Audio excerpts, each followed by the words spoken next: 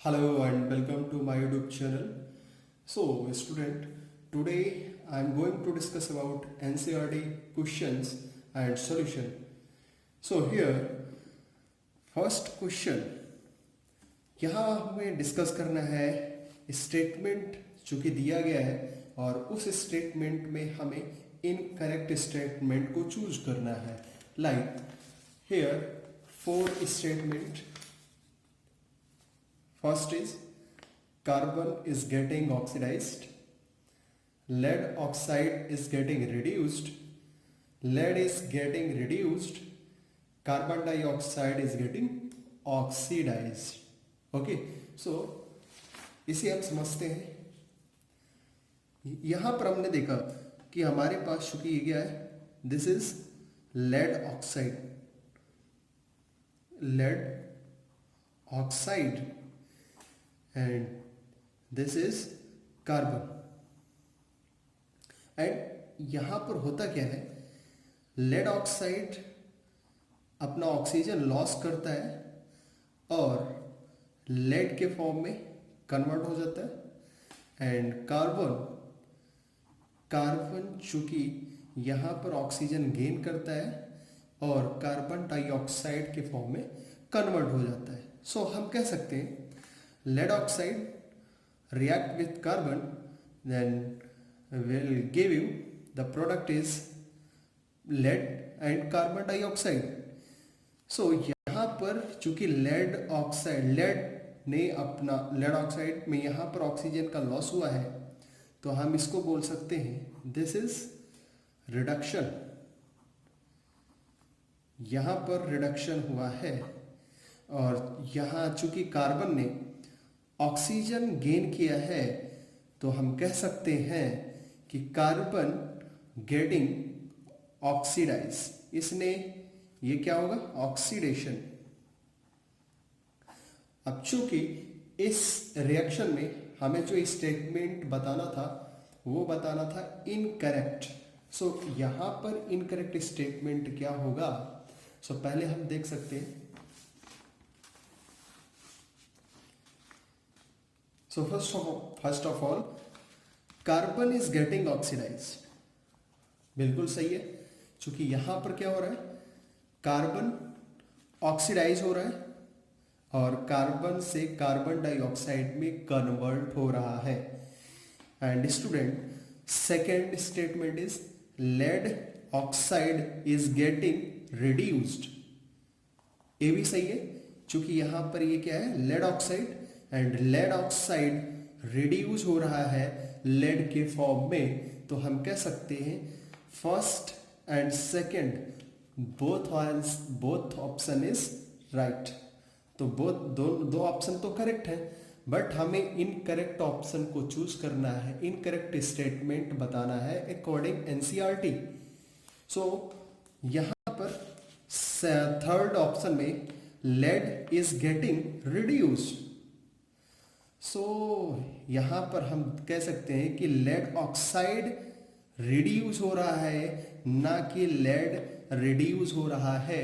तो हम इस अच्छे से समझ सकते हैं कि option third is incorrect. Okay. And option 4, carbon dioxide is getting oxidized. नहीं स्टूडेंट, यहां पर देखते हैं कार्बन चूंकि क्या हो रहा है, कार्बन ऑक्सीडाइज हो रहा है, ना कि कार्बन डाइऑक्साइड ऑक्सीडाइज हो रहा है. तो यह भी ऑप्शन आपका इनकरेक्ट हो जाएगा. तो अकॉर्डिंग एनसीईआरटी हमें चूंकि इनकरेक्ट स्टेटमेंट बताना था तो हम कह सकते हैं statement C and D is incorrect. Okay, incorrect. So हम स्टेटमेंट हमने बता दिया, तो सी एंड डी स्टेटमेंट आपका इनकरेक्ट होगा एंड ए एंड बी आपका स्टेटमेंट राइट होगा. सो मूव करते हैं सेकेंड क्वेश्चन पर. और सेकेंड क्वेश्चन हमारा है Fe2O3 + 2L एल्यूमिनियम यहाँ पर हमें समझना है और इसके बारे में बताना है कि above reaction is an example. किसका एग्जाम्पल है, किस type, which type of reaction is an example of which type of reaction. ये किस प्रकार के रिएक्शन का एग्जाम्पल है, यह रिएक्शन किस प्रकार के रिएक्शन का एग्जाम्पल है। सो हम कह सकते हैं यहां पर चूंकि एल्यूमिनियम ने आयरन को डिस्प्लेस किया है, सो हम कह सकते हैं point aluminium can displace to iron. Okay, so iron को डिस्प्लेस किया जा रहा है from Fe2O3। Okay, so aluminium displace कर रहा है Fe2O3 से आयरन को। ओके, सो हम कह सकते हैं यहां पर चूंकि एक ही एल्यूमिनियम ही डिस्प्लेस कर रहा है, तो यहां हम अगर स्टेटमेंट चेक करें तो स्टेटमेंट यहां दिया गया है student. First statement is combination reaction, second is double displacement reaction, third is decomposition reaction and fourth is displacement reaction. So प्यारे स्टूडेंट, अगर हम स्टेटमेंट ए की बात करें तो कॉम्बिनेशन रिएक्शन क्या होता है, जब two substance A plus B आपस में कंबाइन करते हैं और सिंगल प्रोडक्ट देते हैं सी, तो ये आपका होगा combination reaction.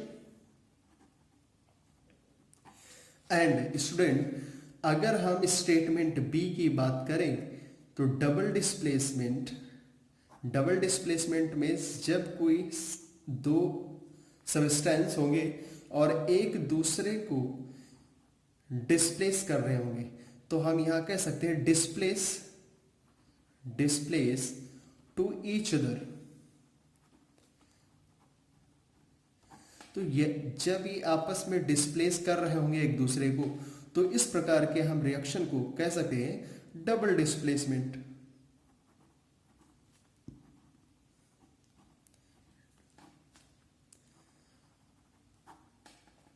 Double displacement reaction. And अगर स्टेटमेंट हम सी की बात करें तो डिकम्पोजिशन रिएक्शन। एंड हमें, चूंकि हमने प्यारे स्टूडेंट आपको बताया है कि डिकम्पोजिशन रिएक्शन क्या होता है, सिंगल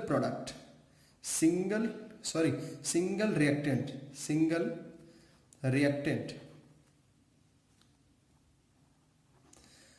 कैन बी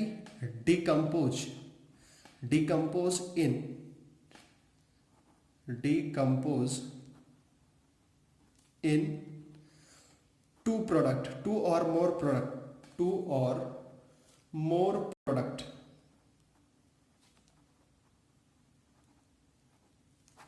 सो इसको हम बोल देंगे डिकम्पोजिशन रिएक्शन। अब चूंकि ये तीनों स्टेटमेंट अगर देखा जाए तो क्या इस रिएक्शन में हो रहा है, नहीं, तो ऑब्वियस सी बात है आपका statement fourth is right. So this reaction is an example of displacement reaction. So this reaction is an example of displacement reaction।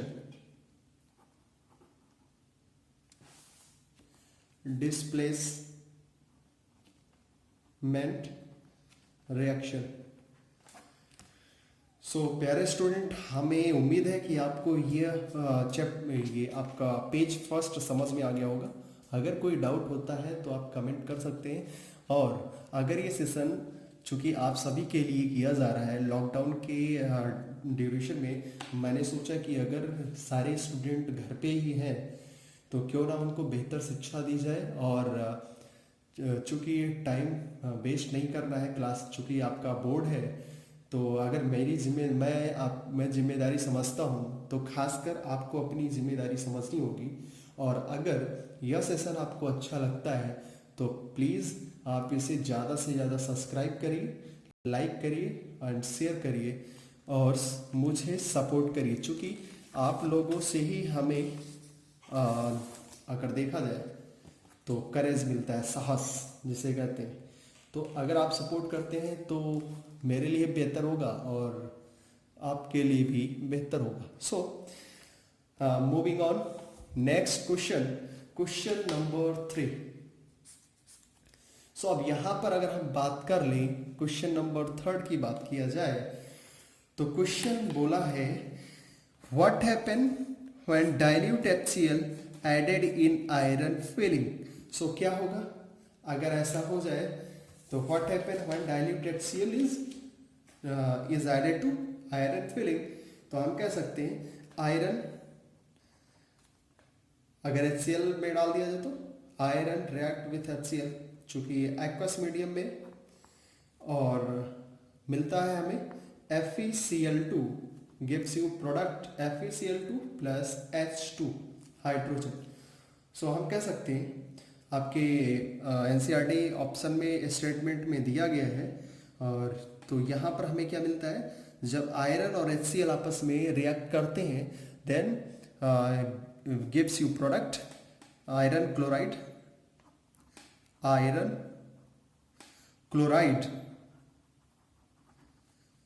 And hydrogen gas. Okay, so moving on, next question is what is valence chemical equation? And why should chemical equation be balanced? तो balance chemical equation क्या है और इसको हम किसी भी equation को balance क्यों करते हैं, तो इसके लिए हम थोड़ा सा थ्योरी पार्ट है और इसको लिख देते हैं, इसका solution.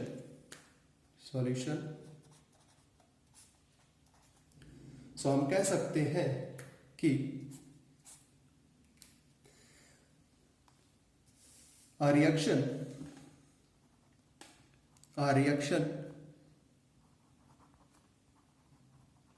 which has an equal number of all the element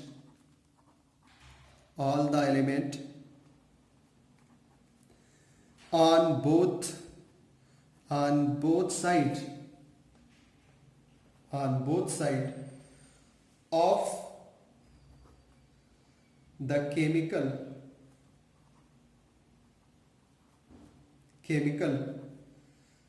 equation is called balanced chemical equation।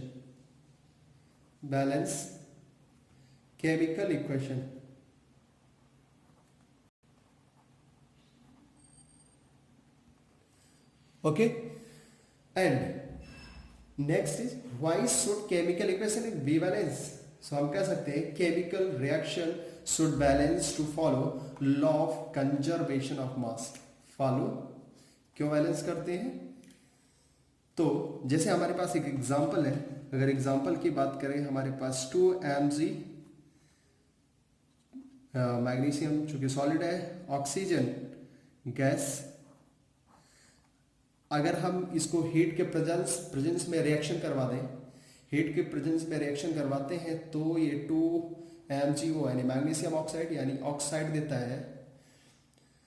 अगर हम बात करें, चूंकि यहाँ पर 2 Mg था, ओके, और यहाँ O2 था, बट अगर हम 2 Mg ना लिख, इधर हम 2 को अगर रिमूव कर दें तो क्या ये हमारा इक्वेशन बैलेंस होगा? नहीं होगा, और इस प्रकार ये आपका रिएक्शन भी गलत होगा।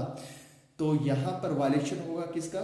Mass of conservation of mass का वायलेशन होगा। सो हम कह सकते हैं कि हमें लॉ ऑफ कंजर्वेशन मास को फॉलो करने के लिए जरूरी है केमिकल रिएक्शन को बैलेंस करना। ठीक है, तो लॉ ऑफ कंजर्वेशन मास को फॉलो करने के लिए जरूरी है हमें केमिकल इक्वेशन को बैलेंस करना। So I hope clear this question.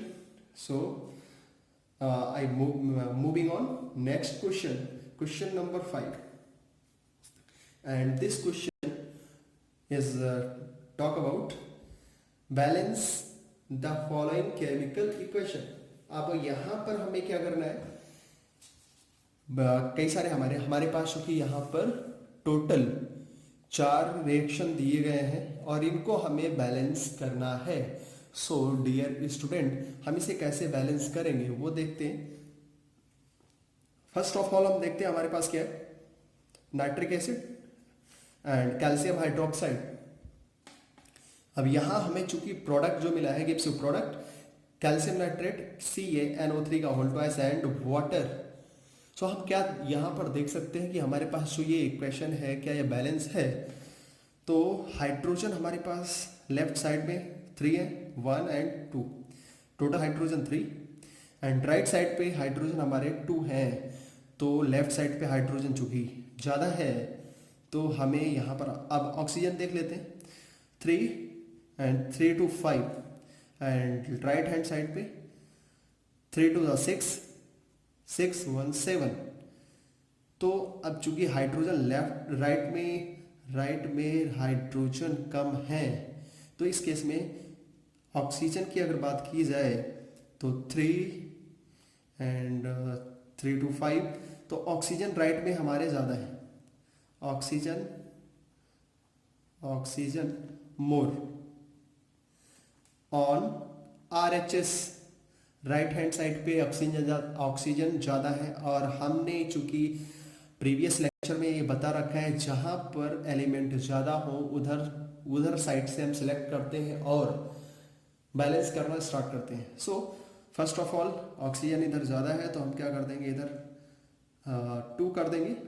And अब देखते हैं 3 to 6, एंड इधर हाइड्रोजन 2 एंड 2 to 4, इधर भी हाइड्रोजन 4 होना चाहिए, तो हमने 2 वाटर कर दिया। अब चूंकि हम देखते हैं क्या ये इक्वेशन बैलेंस है, तो 3 to 6 oxygen, 6 to 8 oxygen, and here 3 to 6 and 8 oxygen. तो हम कह सकते हैं कि फर्स्ट इक्वेशन इज बैलेंस। अभी इक्वेशन आपका फर्स्ट इक्वेशन बैलेंस हो गया। एंड सेकेंड इक्वेशन की बात की जाए तो हमारे पास क्या है, सोडियम हाइड्रोक्साइड, सल्फ्यूरिक एसिड, यहाँ भी बेस और एसिड। तो हमें पता है कि एसिड और बेस आपस हमेशा क्या करते हैं, acid and base gives you product salt. तो ये हमेशा क्या देते हैं, आपको सॉल्ट देंगे। यहाँ हमारे पास क्या है, sodium hydroxide and sulphuric acid. अब यहाँ क्या हो जाएगा, Na2SO4, यानी कि सोडियम सल्फेट के साथ चला जाएगा तो Na2SO4 हो जाएगा, और सेकेंड प्रोडक्ट आपको वाटर मिलेगा। तो क्या आपका लेफ्ट हैंड साइड पे देखते हैं पहले, सोडियम राइट हैंड साइड पे 2 है एंड लेफ्ट हैंड साइड पे 1 सोडियम है, तो यहाँ ऑब्वियस ही बात है हमें 2 करना पड़ेगा, तो हमने 2 कर दिया। आप देखते हैं क्या ये इक्वेशन बैलेंस है। तो हाइड्रोजन हमारे पास 2 to 4 hydrogen, right hand side पे हमारे पास 2 हाइड्रोजन है, सो यहाँ पर भी हमें 2 हाइड्रोजन करना पड़ेगा। अब ये आपका इक्वेशन बैलेंस है। So second equation also balance हो गया, ठीक है।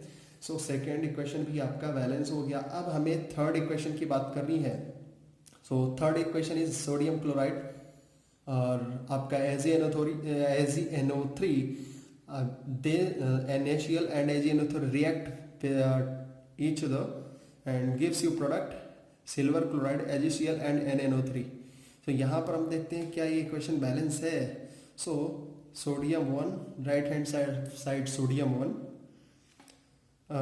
Left hand side silver 1, nitrogen 1, and 3 oxygen. So C यानी थर्ड आपका इक्वेशन भी बैलेंस है, थर्ड इक्वेशन भी बैलेंस हो गया। And last equation is barium chloride BaCl2 H2SO4।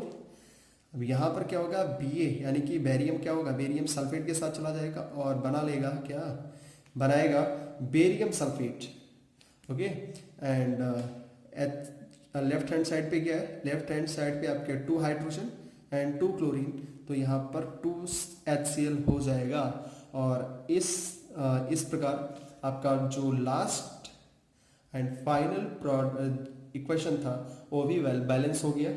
सो हम कह सकते हैं इस प्रकार आपको बैलेंस करना आना चाहिए, जो कि हमने प्रीवियस लेक्चर में काफ़ी अच्छे से बताया है। अगर आपने हमारे प्रीवियस लेक्चर नहीं देखे हैं तो उसको जाके देखिए। और हम चूँकि कंटिन्यू इसमें डेली आपको एक वीडियोस दिया जा रहा है, तो उस वीडियो को आप देखिए और नोट्स बनाइए, चूँकि कोई भी टॉपिक यहाँ पर छोड़ा नहीं जा रहा है। तो हमें लगता है कि इससे बेटर किसी भी स्कूल में नहीं दिया जाता होगा। आप अच्छे से पढ़ाई करिए और इस लॉकडाउन को सफल बनाएं। तो अगर आपको ये दोबारा कहते हैं वंस अगेन, अगर आपको ये सेशन अच्छा लगता है तो ज़्यादा से ज़्यादा लाइक शेयर एंड सब्सक्राइब करिए। And thanks for watching, have a nice day.